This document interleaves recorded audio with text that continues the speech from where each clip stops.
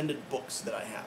Now, for anybody that knows me, they know that I love to read. Now, I like to read books that are actually going to impart something into me, that are going to give me something, that are going to help me grow and become a better person. If I take and use what's inside of them. So I don't read a whole lot of novels. I don't read other kinds of books like that. I love biographies. I love to read books about people who have been successful or who have really gone through a tough time and come out successful on the other end and really have a triumphant story. I love books like that. But I also read a lot of business books, a lot of leadership books. John Maxwell is a favorite of mine. Read some motivational stuff. Actually, right now I'm working through a couple of books, but one book I'm reading through, it's been a long-time favorite of mine, and I've read it numerous times, but I'm going through it again because it's been a few years, is a book, The Greatest Salesman in the World, maybe? Sorry, I don't know the name exactly, and that's not what I was talking about, but Og Mandino, great author, check him out. But today I want to talk about two books. I was at my mother-in-law's house, and this was actually months ago, and she had a book that, to me, it was a new book called The Secret. Now, I'm not actually sure what year this book was written, and 2006 it looks like. So I know right now I said The Secret, and many of you are laughing like, why are you talking about that book? It's 4 years old, and we read it 4 years ago when it came out because it was huge. It was a big deal, right? I don't know where I was. I was 4 years ago probably living underneath a rock somewhere, completely and totally oblivious to the outside world. When I had a job, I was working for one of the nation's largest home builders. And basically, I was working night and day, it seemed like. I was putting in 60 to 70 hours a week working away from the family. And then when I got home, I would eat, I would spend some time sleeping, and then I'd wake up and I'd do it all over again.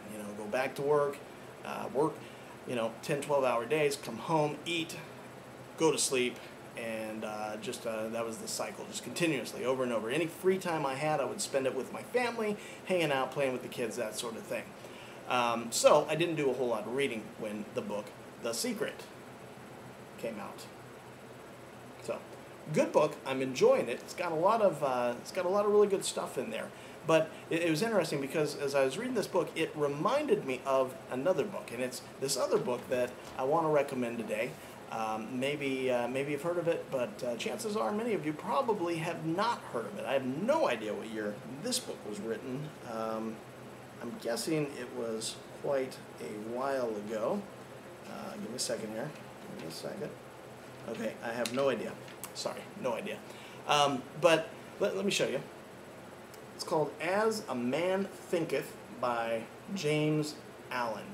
And this is a great book. It is like, the way that I can describe this is, it's almost like a devotional. For those of you out there who are, Christian folks and do devotionals, this book is kind of like a devotional. It's something where I think that it would be great paired with your time that you take each day to spend in meditation or in thought and maybe in prayer, that kind of thing. Just your quiet time that hopefully you're all taking every day to quiet your mind and think about some things, get your mind right. You know what I'm talking about? Okay, so I'm gonna pick an example here.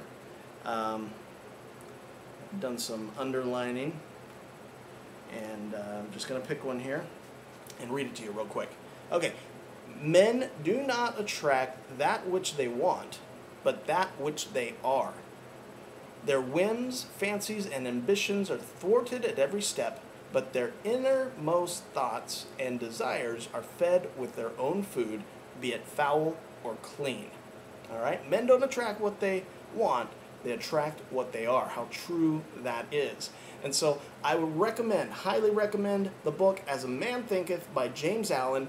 Take some time. It's not a book where you got to sit down and read chapter 2 after chapter 1. Now, you just pick it up, open it up, have a highlighter with you, read a couple paragraphs, spend some time, put the book down, and just kind of dwell on it. Just soak in the moment, think about it, let it all soak in, and I promise you, you're going to come away blessed. You're going to come away with a new understanding of life and how we get the things that we want out of life, and even how we get the things that we don't want. because that happens to us sometimes too, right? Stuff starts to happen and you're like, bad things are happening. And then all of a sudden it's like, more bad things are happening. So why does that happen? Well, it starts with your head. It starts with the way you think. And anyway, great book, As a Man Thinketh. Go out, try to find it, pick it up every day, read through it. I'm sure that you are going to enjoy it as much as I have. So, this is Jason Rodriguez coming to you live from Roseville, California. I will see you on the next video.